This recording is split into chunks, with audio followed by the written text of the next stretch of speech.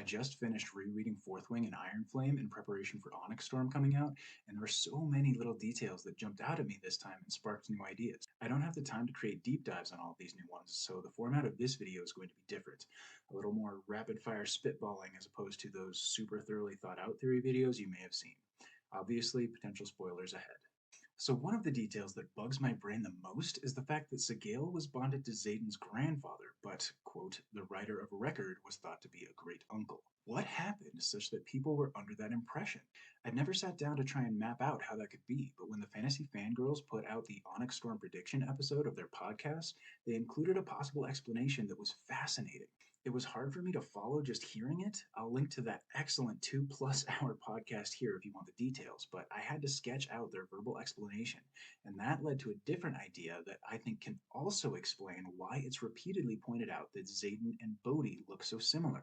When it's visualized, the theory that they presented looks like this. Starting at the top with great-grandma and grandpa Riorson, we assume that they had at least 2 sons. Generally, the heir isn't supposed to become a dragon rider, so we're guessing the firstborn probably would have joined the infantry, and then a younger son joined the rider's quadrant and bonded Sorrengail. It must have been recorded that Fen Riorson was that firstborn son's heir, fathered by a mystery woman who would have been Xaden's grandmother. So this is what the recorded family tree should ostensibly look like. But for Xaden's real grandfather to have been that younger son who bonded Sorrengail, he must have fathered Fen Riorson with the mystery grandma. Whether they had an affair and the firstborn son wasn't aware that Fen wasn't his own, or whether he agreed to marry the mystery grandma after Sorrengail's first rider died in the quadrant and raise Fen as his own, or whatever else might have happened, we don't know.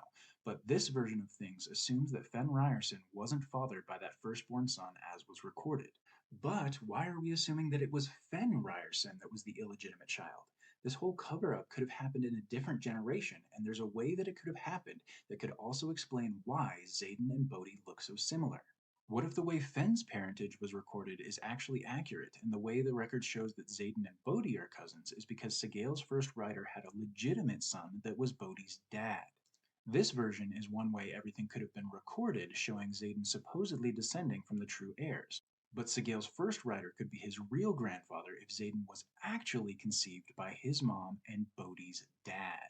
That would explain how Sorrengail's first rider was thought to be Xaden's great uncle rather than his true grandfather, and also explain why Xaden and Bodhi look so much alike. They'd be half brothers. This could even offer a potential explanation for why Xaden's mom left after her betrothal contract with Fen was up.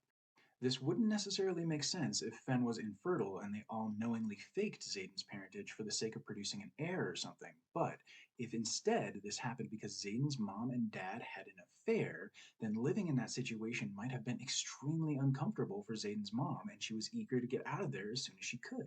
Now you might be thinking, wait, Bodhi's last name is Duran. If that was the real family tree, then Bodhi would be a Riorson. But that's only if we assume that their society is patriarchal, and there's reason to think that it might not be. Violet's mom and all her children have the same last name, Sorrengail, but we've never gotten confirmation that Violet's father shared the same name. Personally, I have a hard time imagining that Lillith Sorrengail would have graduated the Riders Quadrant as Lieutenant something else, and then changed her name when she married a scribe. I bet Vi's father either had a different last name or he took his wife's name when they got married. And I suspect that we'll find out that heirs are just the firstborn child rather than the firstborn son, which is why I labeled Fen's parents the way I did in this tree, because unlike the rest of the family members, we have no hints as to which was the mother versus the father. And if that's the case, it could make sense for Bodhi to have a different name, because Bodhi's dad could have either inherited the Duran name from his mother or taken Bodhi's mom's name, especially if either of those women were heir to the Duran family when he wasn't the heir to the Riorson line. The last wrinkle here is that if this tree I constructed is correct, then Xaden would presumably know that he and Bodhi are half-brothers, because he knows who his real grandfather was. So unless he isn't aware of which generation the cover-up took place in, and perhaps believes it happened the way the first tree depicted it, there's at least a good chance that he knows Bodhi is his half-brother. So that raises the question, does Bodhi, or did any of the rest of the family know? My guess is that Bodhi and most of the rest of the family did not, and the only reason that Xaden knows who his real grandfather was is because it was Sorrengail that told him.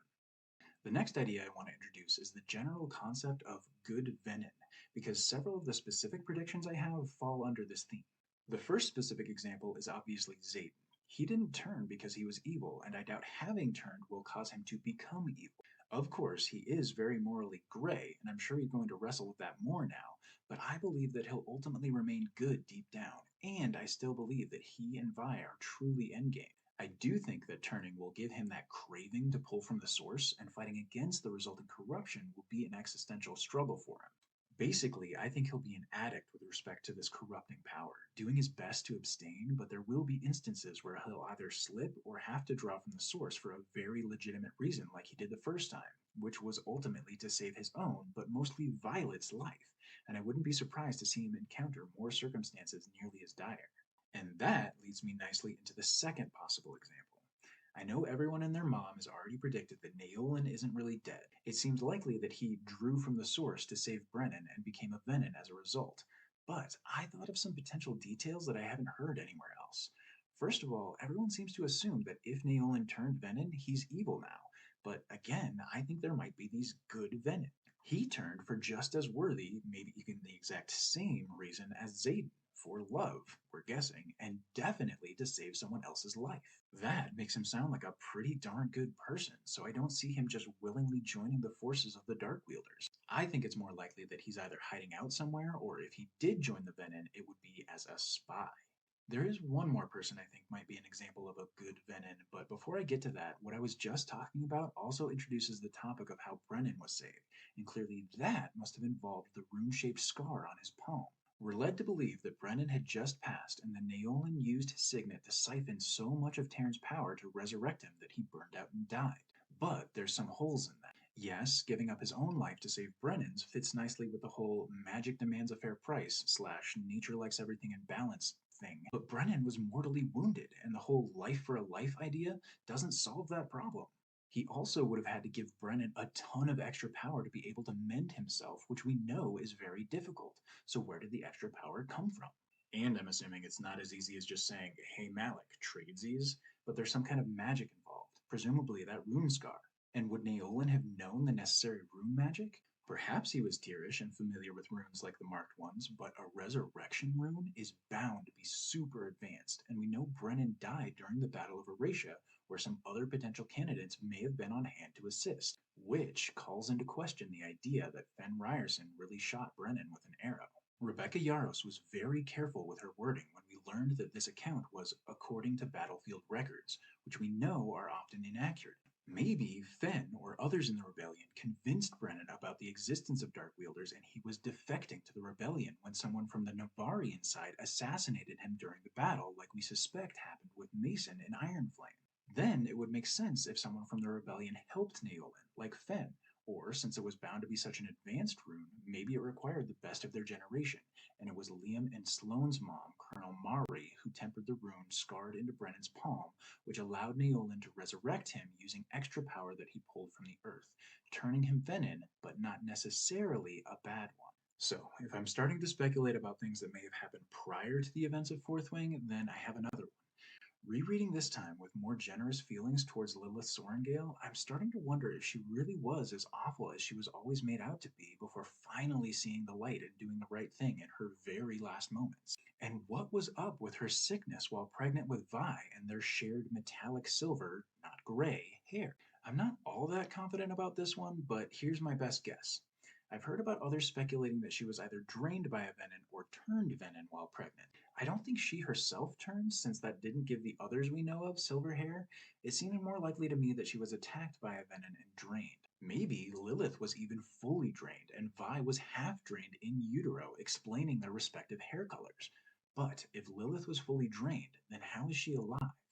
Well, here comes my final good venin theory. It sounds like Lilith and Papa Sorrengail truly were in love, and we know Vi's dad was aware of venin. Maybe to save his love and their unborn child, he also turned venin for a good reason, channeled from the source and effectively undrained them before it was too late. This could also explain why Lilith was looking for a cure for venin, which we know from the epigraph of chapter 66 of Iron Flame when a younger Lieutenant Colonel Naolin wrote to General Sorrengail saying there's no cure, only control. Then this one's probably a stretch, but it's possible this might also explain how Papa Sorrengail died.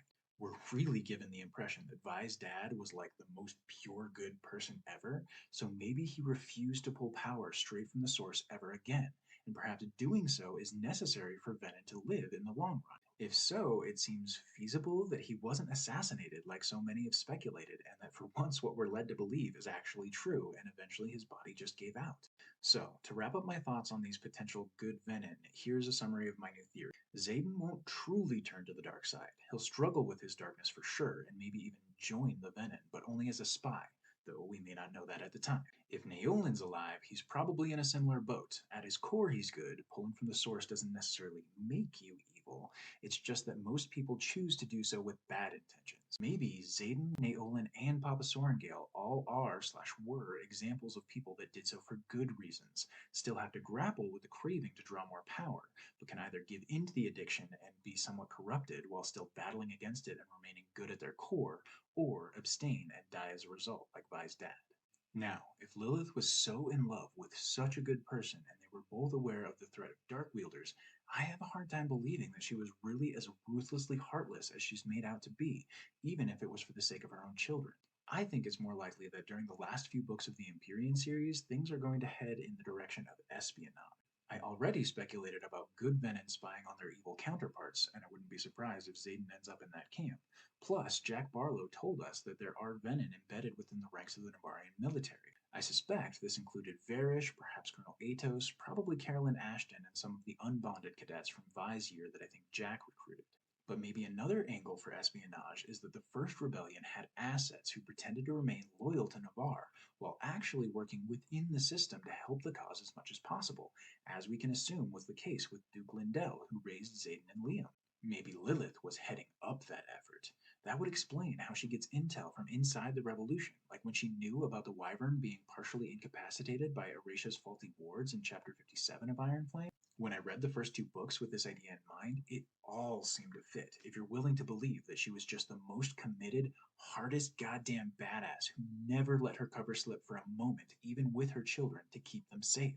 I certainly hope that turns out to be the case, or if not, that's a fan fiction I might have to write after I finish retelling the events of Fourth Wing from Xaden's point of view, which you can check out here if you're interested. Okay, I touched on Violet's hair and the idea of her being half drained while still in utero, and that relates to another thought I've had about her powers. This is mostly extrapolating on my theory about what I think her second signet will be, so if you haven't already seen it, I'd recommend checking that out for the details that you'll need for this to make sense. In that video, I talk about how I think this signet allowing her to wield benevolent power from the sun will ultimately allow her to heal land drained by the venin later in the series. But in rereading Iron Flame, I think there's a slight chance I might have spotted a version of this happening already. It could even be the manifestation of her second signet that Rebecca Yarros has said is on the page for us to find. During the battle at Basgiath, Vi and Kat are on the ground, facing down the venin with a heart-shaped face when this happens.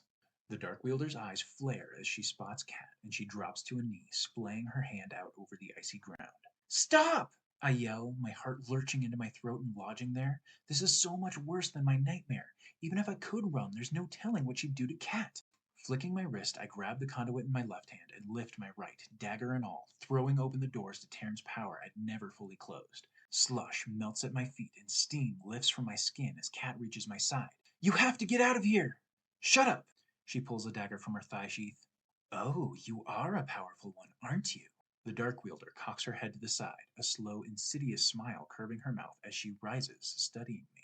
Did you catch it? A minute before that, the venin threatens to drain the very ground underneath Vi's feet, but then when she goes to actually do it, Vi does something. The ground doesn't drain, and then the venin stands again, commenting about her power. It's played off like the venin just decided not to pull power from the earth at the last second, but how many times did we see Rebecca Yarros play off examples of Xaden's second signet like it was something else that was no big deal? Something definitely happened there. Slush melts at my feet and steam lifts from my skin. She was channeling a shit ton of power. Not to mention that she lifts her right hand to the sky where the sun I think she's channeling from is, throwing open the doors to Terran's power. Doors, plural.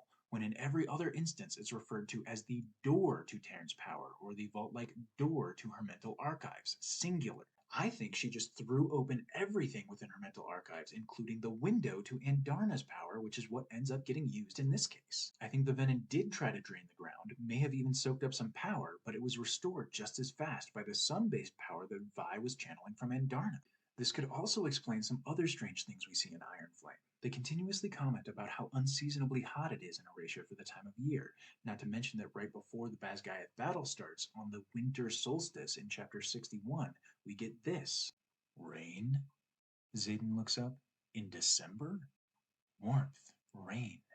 It seems to me that if Vi's second signet is wielding pure power from the sun, that probably channels both magic and warmth/life into the environment around her.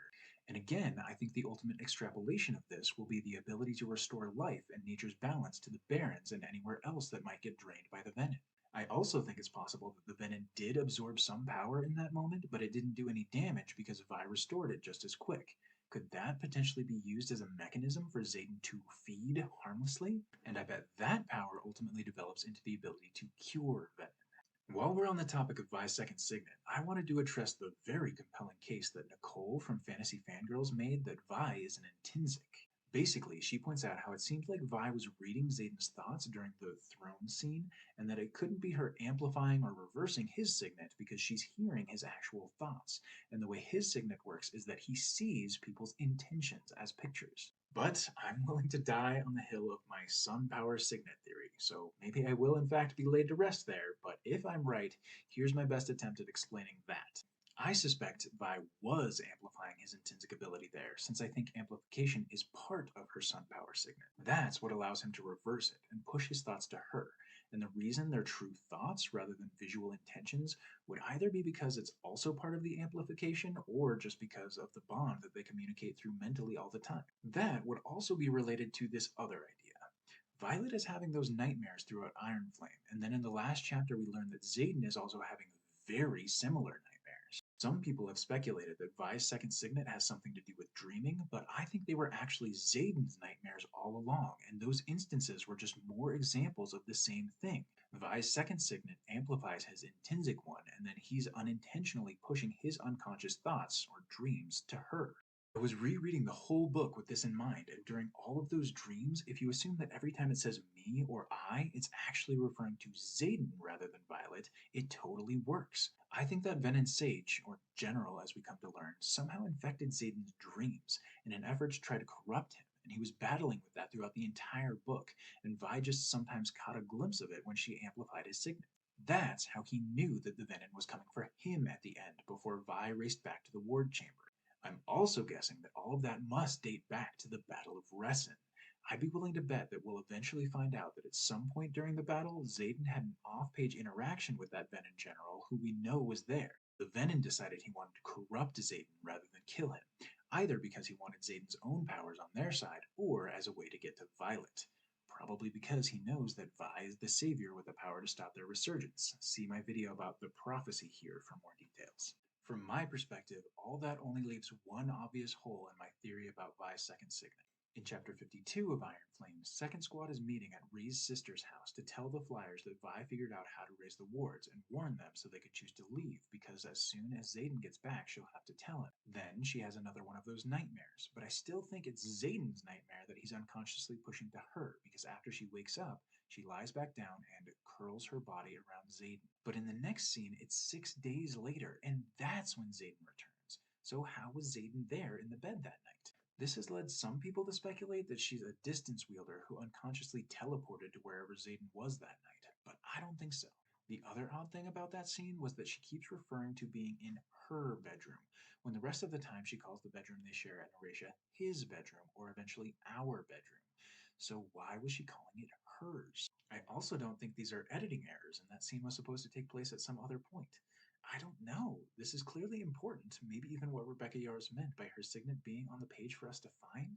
I just can't fully explain it within my own theories yet. Assuming for a moment that my theory is correct about her second signet being the ability to wield power from the sun, there would be different manifestations of that, like amplification or restoring drained land.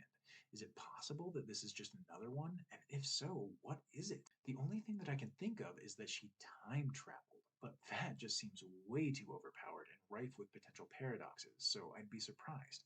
But I don't know what else it could be. I'm sure a lot of my ideas will turn out to be at least somewhat off the mark, but this is the one thing I don't even have a real hunch about. But I do have hunches about a few more things, so let's keep going. Real quick, I wanted to return to Papa Sorrengail for a minute and specifically his research. In addition to Feathertails, another thing his research focused on was the Second Croveland Uprising, and apparently that was the point when the military head of the Dragon Riders became the default commander of all Navarre's forces, including the infantry healers and scribes. We know he gave Violet the Fables of the Baron, which warn us against the lure of magic and even demonized dragons. It seems like he was very concerned about too much power corrupting people, and being such a good person, I wonder if that event was of particular interest to him because he suspected that it was a turning point when some dragon riders became too corrupted by the power they wield and started trying to hoard more. Maybe he was prevented from getting the answers he was looking for within the human military and decided to try his luck with dragons. Yes, many dragons are likely corrupted by power too, hence why they're demonized in the fables.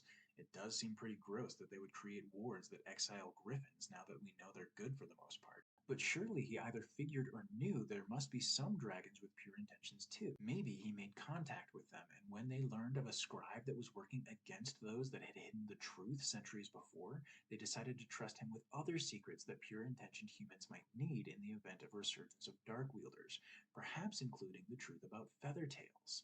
I'll admit the exact details here are probably a stretch, but I wouldn't be surprised if some of the broad strokes are in the ballpark, considering this exchange from Chapter 11 of Iron Flame. I know nothing of your father's research, Taryn promises, but Andarna has gone silent. I think Andarna must have met Vi's dad, or at least heard about him when she was still in her egg. Maybe he was even instrumental in Andarna knowing that Violet would be hers. Another topic I've been trying to piece together is the story of the first six. We learn in Iron Flame that they apparently weren't the first writers, simply the first to survive. That seems interesting in relation to the fable of the three brothers, who were supposedly the first to bond with a dragon, a griffin, and the first human to turn venin. Again, I'm probably wrong here, but here's the theory I came up with just for fun. It would make sense if the brothers only predated the first six by a little bit, and when the Venin brothers started amassing too much power and too many followers, that's when, according to Tarn, the first six were desperate to save their people when they approached the dens over 600 years ago. Those dragons formed the first Empyrean and bonded humans only to protect their hatching grounds from venin, who were the bigger threat. We don't exactly have opposable thumbs for weaving wards or runes. Neither species has ever been entirely truthful, both using the other for their own reasons and nothing more.